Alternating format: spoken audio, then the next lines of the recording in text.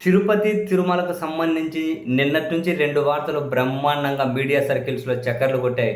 ఒకటి, శ్రీవారి క్షేత్ర పాలకుడైనటువంటి హనుమంతుడి విగ్రహాన్ని దొంగలించి తీసుకెళ్ళిపోయారు. అక్కడ ఉన్నటువంటి సిబ్బంది ఏం చేస్తున్నారు అని చెప్పే ఆ ఆ ప్రశ్నలు, ఆ చర్చ ఒకవైపు. మరొకటి, మరొక మీడియా సర్కిల్స్‌లో భూమన కరుణాకర్ రెడ్డి గారు ఏవో కబ్జాలు చేశారట, భూమి ఆక్యుపై చేశారట, ఆ భూమిని ప్రభుత్వం స్వాధీనం చేసుకోబోతుంది, ఇదిగో స్వాధీనం చేసుకుంది అని చెప్పి ఫైనల్‌గా ఆయన 9 ఎకరాల చేంజ్ మామిడి పంట ఉండే భూమిని ఏదో బఫర్ జోన్ అని చెప్పి ప్రభుత్వం ఆ భూమిని ఆక్యుపై చేసేసింది అనే వార్త. అయితే ఇక్కడ మనం గమనించాల్సింది ఏంటి అంటే, భూమన కరుణాకర్ రెడ్డి గారు దాదాపు 2 సంవత్సరాల నుంచి మరీ ముఖ్యంగా తిరుమలలో జరుగుతున్న చాలా విషయాలను బయటపెడుతూ వచ్చారు.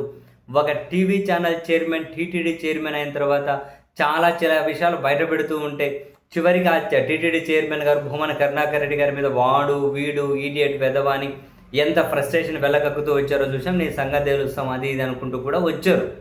అయినా కూడా భూమన కరుణాకర్ రెడ్డి గారు ఎక్కడా తగ్గల. అక్కడ జరిగే ప్రతి విషయాన్ని ఆయన జనం ముందుకు తీసుకొచ్చే ప్రయత్నం చేశారు. అందరూ ఊహించినదే, మరి ఏదో విధంగా భూమన కరుణాకర్ రెడ్డి గారిని టార్గెట్ చేయకుండా ఉంటారా అని. సో అనుకున్నట్లే సంవత్సరం కిందట తాజాగా భూమన కరుణాకర్ రెడ్డి గారు వాళ్ళ కుమారుడు తిరుపతి ఇన్ఛార్జ్ అభినయ్ రెడ్డి గారు విడుదల చేసిన వీడియోల ప్రకారం సంవత్సరం కిందట వాళ్ళ 9.5 ఎకరాల మామిడి తోటకు సంబంధించి ప్రభుత్వం వైపు నుంచి నోటీసులు వస్తే ఆ నోటీసుల మీద వాళ్ళు హైకోర్టుకి వెళ్తే హైకోర్టు అనేది 4 వారాల్లోగా వాళ్ళకు వివరణ ఇవ్వండి అని చెప్పి ఆదేశాలు ఇచ్చింది అని, ఆ రోజు నుంచి ఈ రోజు వరకు వివరణ ఇవ్వలేదు అని. అండ్ ఈరోజు భూమన గారు చేసినటువంటి ఒక కామెంట్ ఏంటి అంటే, వీళ్ళు తహసీల్దార్ ఆఫీస్లో కూర్చొని వివరణ ఇచ్చినట్లు దొంగగా రాసుకొని అసలు వివరణ ఇవ్వకుండా హైకోర్టులో అది విచారణలో ఉండంగానే చెప్పా పెట్టకుండా ఈరోజు వచ్చేసి ఆ భూమిని బఫర్ జోన్ అని చెప్పి స్వాధీనం చేసుకుంటూ ఉన్నారని, మేము 22 సంవత్సరాల కిందట ఆ భూమిని కొన్నాము అని, కొన్న తర్వాత కిరణ్ కుమార్ రెడ్డి గారు, రోషయ్య గారు, తర్వాత 14 నుంచి 19 వరకు చంద్రబాబు నాయుడు గారు వీళ్ళందరూ కూడా ముఖ్యమంత్రులుగా ఉన్నారు. మేము పట్టా ఉన్న భూమినే కొన్నాం. ఒకవేళ అదే బఫర్ జోన్ అయితే దానికైనా పైన ఉన్నటువంటి ఇంకా చంద్రబాబు నాయుడు గారి హెరిటేజ్ దేని కిందకు వస్తుంది. కక్ష సాధిస్తూ ఉన్నారు, మేము ప్రశ్నిస్తున్నామని మమ్మల్ని వేధిస్తున్నారు. మాకు వివరణ ఇవ్వకుండా కూడా హైకోర్టు ఆర్డర్స్ ప్రకారం ఇచ్చినట్లు దొంగగా రాసుకున్నారు అని చెప్పి భూమన కరుణాకర్ రెడ్డి గారు తాజాగా చేసినటువంటి ఒక కామెంట్. అండ్ భూమన అభినయ్ రెడ్డి గారు కూడా దాదాపు ఇటువంటి కామెంటే చేశారు.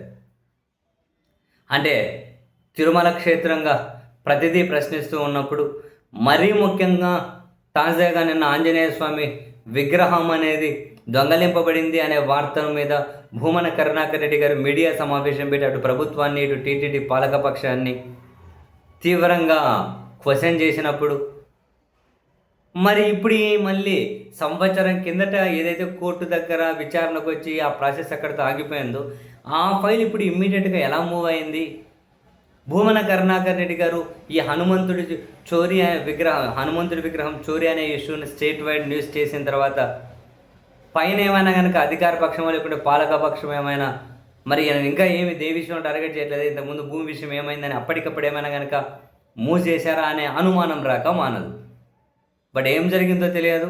పట్టా భూమి అనే వీళ్ళు ఖచ్చితంగా కాలం మీకు సమాధానం చెబుతుంది అని భూమన అభినయ్ రెడ్డి గారు కూడా ఒక కామెంట్ చాలా స్ట్రాంగ్గానే చేశారు.